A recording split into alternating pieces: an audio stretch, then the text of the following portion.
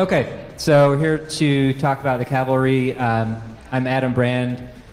Josh could not make it in person due to a family friend a friend of his actually who's died, unfortunately, and he's there for that. So he's actually here virtually though via Skype. So he's listening in. We have him right here for you. Probably can't see him. All right, so yeah, so quick stuff. So a little bit about me, how I got involved with this. So work for Protiviti. I do security, the regular smorgasbord of services. I'm a PCI QSA, so sorry about that for those of you.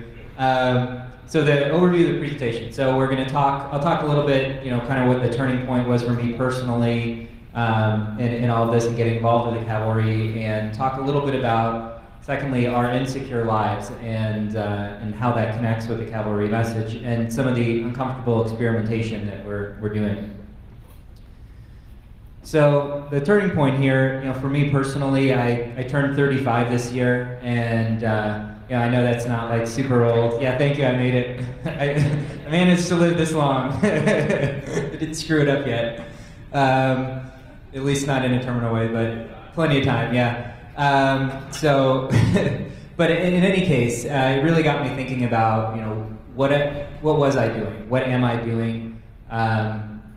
What does it matter? So I was thinking, well, what I do is important. So I help people secure things, the information that maybe many of you will give to your bank or to an organization. I can help that organization protect that so that it doesn't get breached. I do a lot of important work to try and keep that information safe and ensure that companies aren't breached, and if they are breached, help them get out of it.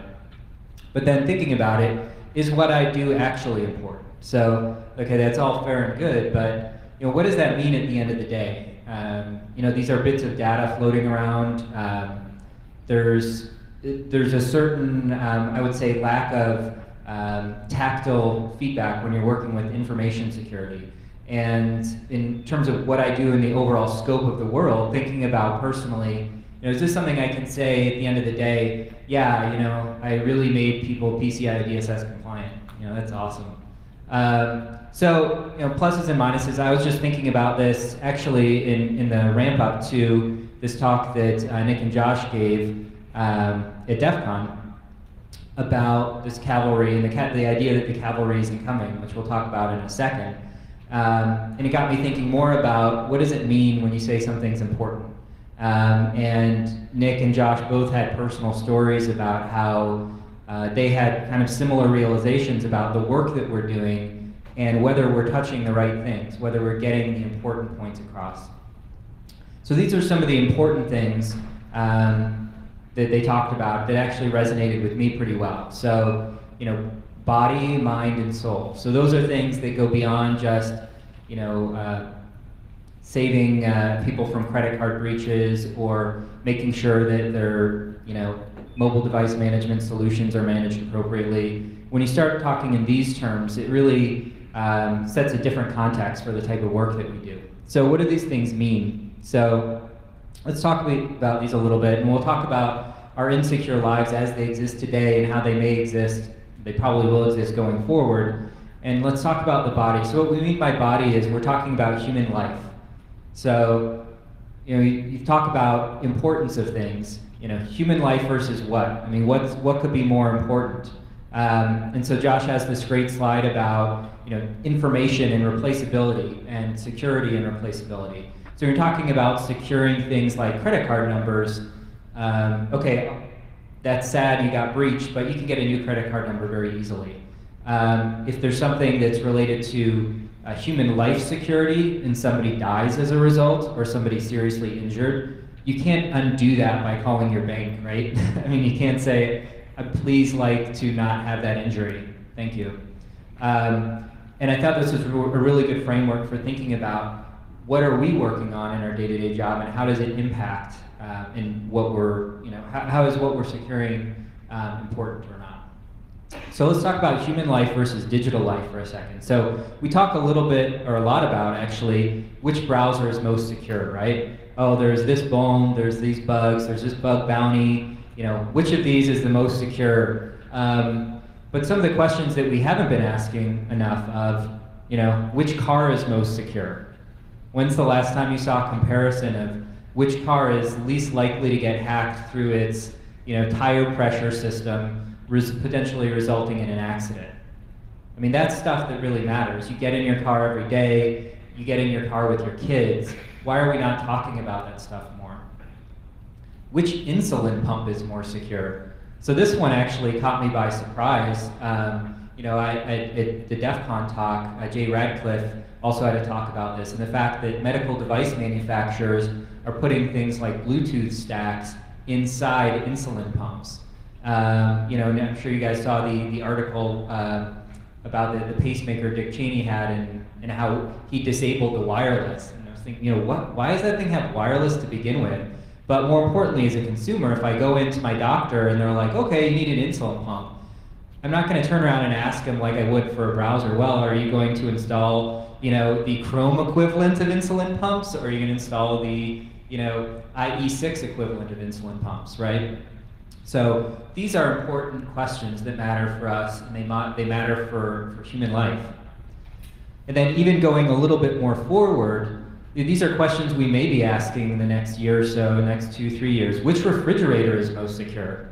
Right? You talk about the Internet of Things and everything being connected, everything having an IP. You have Philips Hue out there where you have light bulbs that have IP addresses. And there actually are refrigerators right now that do have IP addresses and are connected to the Internet.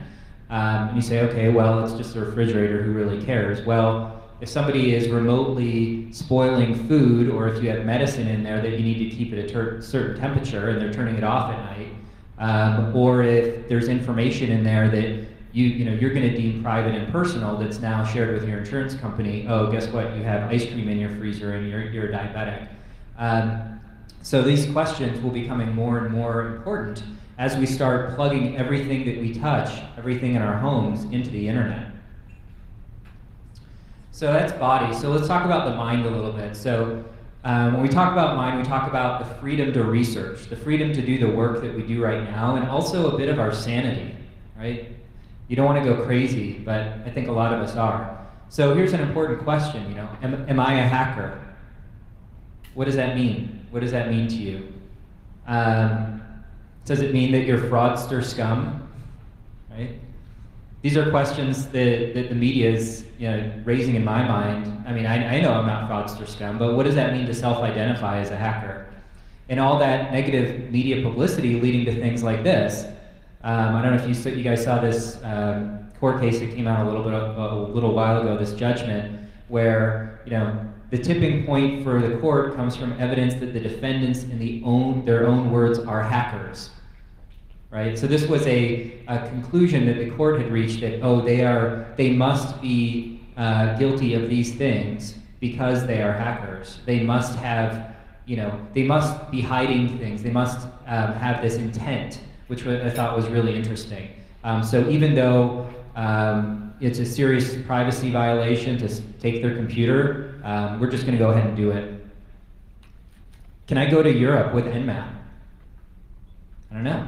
I mean, am I losing my ability to, as a security researcher, travel to certain areas of the world? Is it becoming illegal to teach? So you see things like this, right?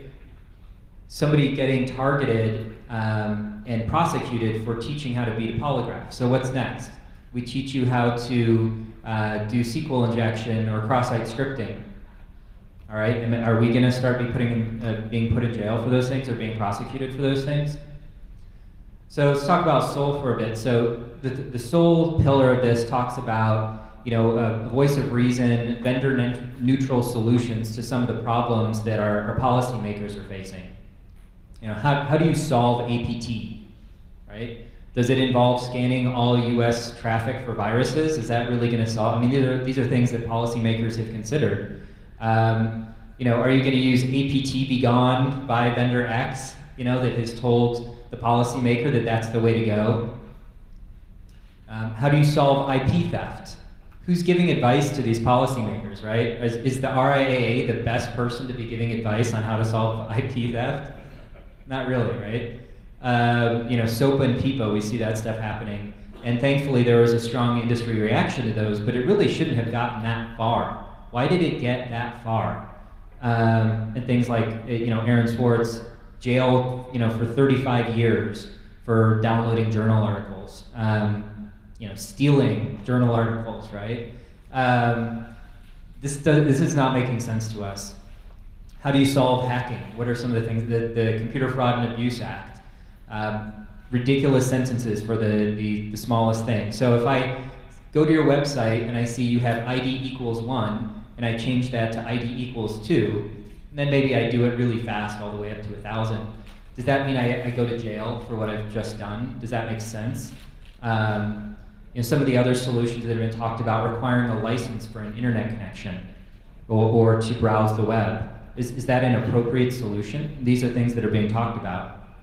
So, yeah, this is a little bit of doom and gloom stuff, but I know I personally was thinking, well, somebody's probably working on this, right? I mean, there must be top men out there addressing our top problems, right? So, I mean, doesn't the FDA, don't they have a role in medical, isn't it hard to get something through the FDA? Why aren't they looking at this stuff? Or are they? Automobile manufacturers, they have all these safety standards and the manufacturers themselves have to adhere to them. Aren't they looking in the security, adding these new features to automobiles? And we have these other organizations, I should say ISACA and IC Squared, ACLU. There's other people that are in this domain. Aren't they working on these problems? Well, so the question that I would ask back are things getting better as a result of that? As a result of everything that we've been doing in security in the past 20 years, are things getting better for us? Are manufacturers getting smarter, right? So here we see Billy Rios in some of his research showing that there are hard-coded passwords affecting 300 medical devices. And these are things like baby incubators and pacemakers and insulin pumps, and this is recent. So, what's going on? How could this be possible? And then, as I mentioned, remotely controlled insulin pumps. Why is that a good idea? And who thought to not secure those? Is the media getting smarter, right? Are they really, are they reaching out to people like this? Legat, the world's #1 hacker, look him up. This is not who should be on CNN representing us. Are politicians getting smarter, right? So a lot of talk about the Obamacare site and how it couldn't handle 100 concurrent users, but does that really give you a lot of comfort from a security perspective? Right? So the site is missing basic functionality or can't complete transactions. Do you think they had a lot of time to invest in the security of that solution? Did the politicians do their due diligence in terms of looking to see whether those companies had previous bad history with security lapses? And so, but the thought is, okay, someone will come before it's too late, right? We don't see a lot of people driving around crashing into trees because their Bluetooth or whatever in their car was hacked. So somebody's got to come, right? Somebody's coming. Okay, so the cavalry isn't coming, is the news. So newsflash, there aren't people out there doing this for us. It's up to us. So it's up to the people in this room and whoever we can talk to start looking at these problems that affect our lives, our human life, our body, our mind, and our soul. So we can look at that and we can say, okay, we can make excuses for why we can't do that. Oh, we have a day job doing X, it's too big of a problem, this is really not something that we have the skill to do, or we can try to make progress on this. So, trying to make progress, what does that look like? As I mentioned before, are we going to continue to do the same things, or are we going to try to do things differently? So let's talk about uncomfortable experimentation. Jim is looking at that like, I've done that. No, I haven't done that, is what you're saying. Okay. Yeah, so what does that mean? It means doing things in a different way and touching topics that we haven't really addressed as much as we could. So one of the ideas is, let's organize for action. What does that mean?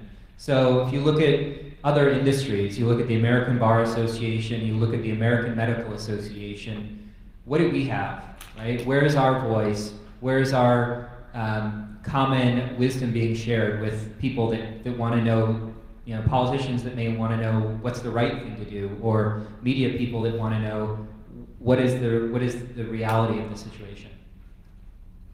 So uncomfortable experimentation. So could we do good through targeted research is a question. So what does that look like? So we have these areas like medical devices, like automobile hacking, where we have a few people working on them. But as a group, if we decide that those are areas that are important to us for our personal safety and our family's safety, what if we decided that, hey, we're going to start proactively getting a group of people together to work on these things? Getting the right message out. What if we actually try to get in front of the ball here and start looking at how do we hack the media? How do we use their system and use the media, but this time carry the correct message or a factually based message, or one that's not completely disparaging to our community? And could we change or prevent bad cybersecurity laws from even starting to be thought about in the first place by giving advice that's actually sound and that's not vendor dependent?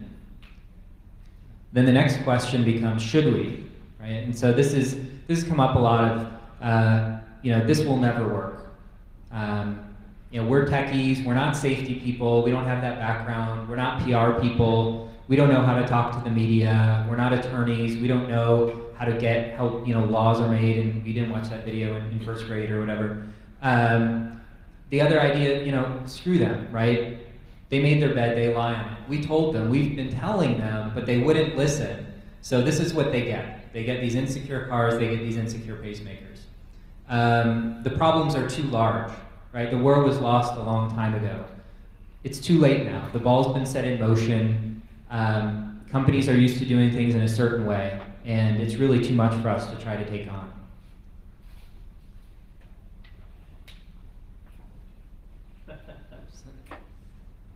Okay, so yeah, this mentality, right? Which is, it's a lot of us. We see it, we joke about it, that we're a sarcastic group or we're a skeptical group. So here's what I would say back to that is, never doubt that a group of thoughtful, committed people can change the world. And I like this slide. We got Gene Kim up here, little face, HD Moore. So the thought is, okay, look, nobody's working on this. We get enough smart people together, we get us together, right? It's the only thing that ever has changed the world. So how can we turn this thing around? So what have we done so far on this? So this is a lot of talk. I think, it's a lot of, I think a lot of people are getting the message. So how do we move forward? So we've had a lot of HallCon talks. We've talked a lot on Twitter. We have a Google group that we've set up, and we've talked a lot about these issues. And we decided that, hey, the next step is we need to get together in person and start hashing some things out. So that happened. So DerbyCon 2013, we had our first meeting. So September 28th and 29th, we had 100 plus that were involved in these conversations. We had enough flip charts, we had enough deodorant. A lot of thanks to Dave Kennedy and his group, the DerbyCon group, for allowing us to have these rooms for 2 full days to work through these things. So we had a lot of great people involved that helped lead the conversation, as well as providing expertise at certain key points. So we essentially had different rounds of going through these questions. So we talked about what conditions exist that we don't like. So I brought up a bunch here so far about things that affect our health, things that affect our mind and our soul, and talking as a group about what else are people seeing out there that really shouldn't be happening. And then what are some of the causes of those conditions? So why are those things happening? Why do we think those things are happening? The surface level, what do we think the root causes of those are? And then what should be done to eliminate those causes? So what do we think the solutions can be? How do we eliminate the cause of the problem so the problem doesn't happen? So these are the areas that we looked at. So we looked at medical, which I talked a lot about. We looked at automobile. We looked at media and the portrayal of hackers in the media. We talked about law and what's going on in that area, and we had some great discussions. For those 3 questions, essentially, went through each of those areas over 2 days and generated a ton of output, a ton of interesting stuff. So some of the outcomes of that, there was still a ton of knowledge sharing about what's going on out there. These experts in these areas talking about the latest, what's going on with medical devices and autos and media and cars, or in the law. A lot of good information that people in the room were getting up to speed on. Tons of new ideas. So, I know a lot of the facilitator group, we've talked about this a lot before and on Twitter, and we thought, okay, we're probably going to see a lot of the same stuff, but there were some really new and really creative ideas that came out of this. And I think the key point for a lot of us was we saw more agreement than differences. And that was really, I think, for me personally, a bit of a turning point, because I know that as a group, we like to, part of our job is to tear things down and see how they work and see how they're broken. And I think as a group, there was a lot of more constructive and positive agreement. And it was also telling that we were all, we were thinking similar things about these ideas. So that was very positive to see. So what do we have still to work on for this? So we have figuring out our identity a little bit more. So we talked about some of the conditions and what we think should be done about them. Those speak to our mission. What do we exist to do? What is our purpose? What do we believe in? What form do we take? So there's been some talk about, are we going to be a 501c3? Is there going to be a lobby element to this? Is this, what is this going to look like? Talking about, our vision for what we want to achieve. What type of change do we want to see? And what do we want to be as an organization in 5 years? And then the plan. So what do we need to do and by when? So we say we want to affect these areas. We say we want to have positive change. What do we need to do on certain key milestones to make that happen? So the but is, we need your help. We really do. So everyone in this room, I know we had a show of hands in the last talk in terms of there's a mix of developer and security people in this room. We need everyone's help to try and make this happen. None of us are doing this on a full-time basis. We're all trying to make do with the resources that we have, and everyone brings something to the table. So people that have experience with medical devices, in the auto industries, people that are media wrangling expertise or have talked to the media before and found that's something that they're good at. People that have experience with lobbying or political action, or how do you reach policymakers in new and creative ways, or just a passion to help. We've had people that have skill sets in a variety of areas, and everything's needed to pull this together and make this happen. So we do need you, we do need your help. So how do you get involved in this? If this is something that you feel is, you feel passionate about, you think this is something that you may want to help with, we have our Twitter feed, I'm the Cavalry, we have a Google group set up. It's completely open. You can join the group and contribute. You can see the discussions that we've had, share your ideas. And importantly, here at this conference, we are looking for feedback and ideas. We want to know what are some of the things that you guys are seeing. What are some of your thoughts on this type of effort? How can we make it better? What are some things you think we should watch out for? So kind of going through this deck and to give you a sense for what it is that we're trying to accomplish. But really, we're interested in, and Josh is here listening, very interested in hearing any questions you guys have, any thoughts that you have, feedback. And we actually have this room for after this talk, so if there's people that want to stay and have additional conversations, we're here, I'm here, very happy to connect with people that are interested in getting involved. So the question was if we thought about combining our efforts with other organizations like LASCON and ISSA. We have talked about that in some of the ideas that we had at this DerbyCon brainstorming session. I don't think we've gone a lot in depth in those areas and what are the areas of synergy and how we can help.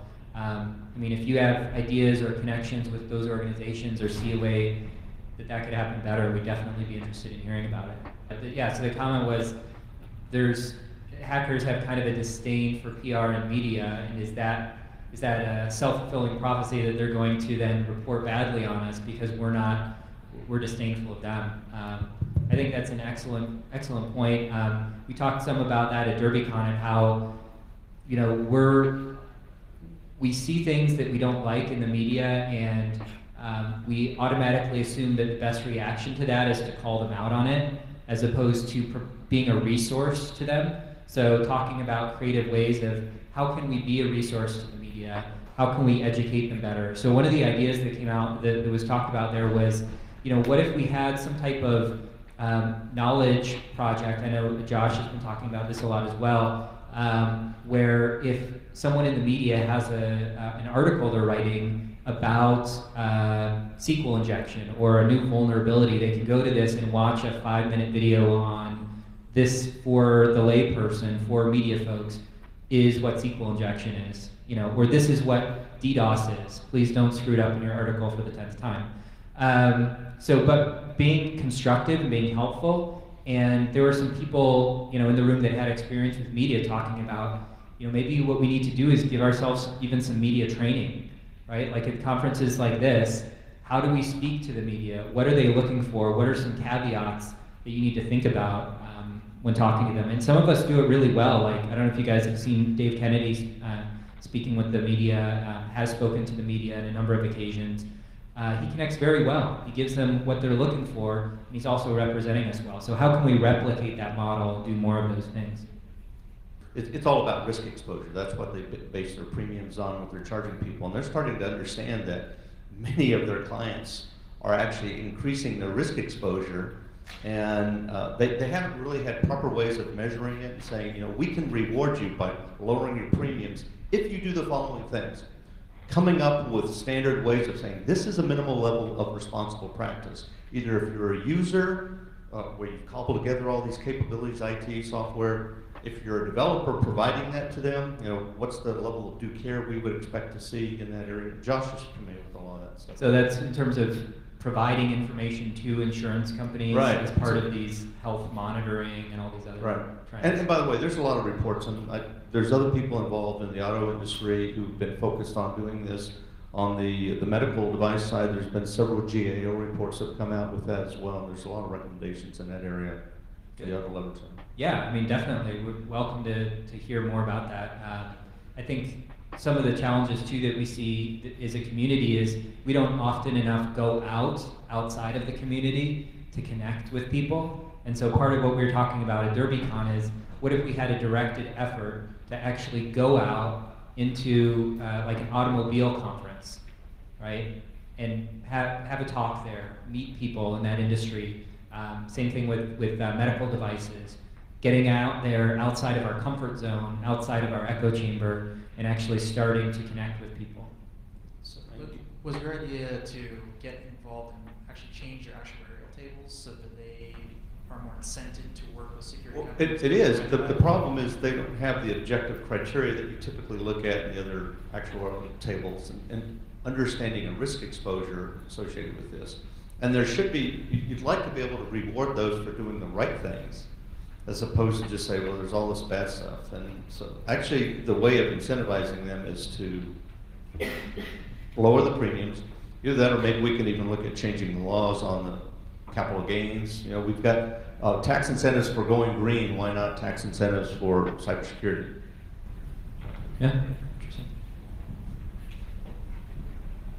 There's one big problem with that, though. If you look at the actuary tables in the insurance industry when it comes to car accidents and almost any other branch of insurance, the mathematics behind that are sound and have a huge amount of history to back up. If you look at risk management and information security, we suck horribly. The risk management of most information security is fake math. There's a lot of guessing, and there's no history to back it up. That's why most insurance companies are so hesitant to really push forward on cybersecurity insurance in certain cases because we have such a bad history. Before you go down that path too far, I think what he's really just saying is, supply them the data.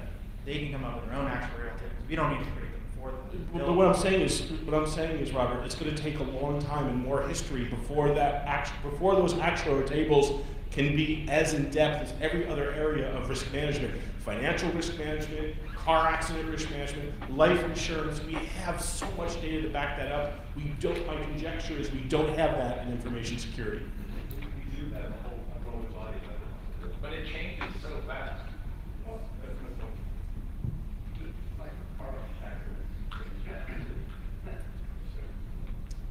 Question on, there's sort of a division of software engineering called safety engineering, which is typically relegated to like air traffic control systems and military stuff. My guess is in some of those sort of critical industries there is laws and compliance issues going on, which while safety and security is not completely one-to-one, there's enough similarities that we should be able to leverage something from there. Yeah, okay, that's a good idea. So there's a lot of regulatory and statutory authorities that go with safety. And the FDA actually came to this as help, and I'll use the implantable medical devices as an example. That was one that they said, well, that's more of a security issue you're bringing up. We only have statutory authority for safety. I said, stop. You don't need new authority. If we can demonstrate that in today's environment, if it's not secure, it is therefore not safe. You don't need to go ahead and have security added to your authority. And this is a clear example. If it's not secure, it clearly is not safe, because people could die because somebody could do something in today's environment. Yeah, well, it's heartwarming to see that that's actually part of the discussion. Actually, that's the language in the GAO report Yeah. as well. Okay. Cool, good information. Any other? Hey, can you guys hear me? Oh, Josh has a comment real quick. One of the nice threads here that we're hearing from the questions is, I'm going to use a metaphor. We know how to maybe look at a new iPhone and map out the architecture so we can gel. Escape the sandbox, move laterally, move up, move left, move right. One of the exercises we're doing in each of these swim lanes is identifying pre-existing organizations that may be assets or maybe obstacles. Because on none of these are we starting from scratch. Thank you. Yeah, I think that's an excellent point. And that's part of the changing the image and working on some of the important issues, the hearts and minds. It's synergistic. So if we start working on issues that affect human life, we start working on issues that affect our families and our children, then there's it becomes easier to do positive media publicity for our community as well. And by the way, there is a whole initiative, it's called Stay Safe Online, that's supported both, not just by the government, it's many .orgs who are out there supporting that activity, including ISC Squared and others who are actually trying to push that out into schools. It's not aimed just at kids, it's also for those who are not. One really good resource. It is. It's good. One quick comment about that, though. I believe that education does have some value, not zero value, but some value. The problem is, I could give you top 10 things to go do, and you not even be a little bit more safe because of how many different attacks there are. The problem is, I think that what we really need to be focusing on as an industry is default secure, not default insecure. Correct. And that is very pervasive in our industry. You can turn security on. All it is just a button for it. You know what I mean? That should be enabled by default, and then you have to do work to get yourself unsecure, because that is. I 100% agree. But the entire industry is doing it wrong right now. Everyone in the industry has that weird pervasive thing. Well, you can get extra security if you want to pay for it. It's like, no, the security should be default. You pay for the insecure version. Thank you all for your time, and I look forward to continued discussions.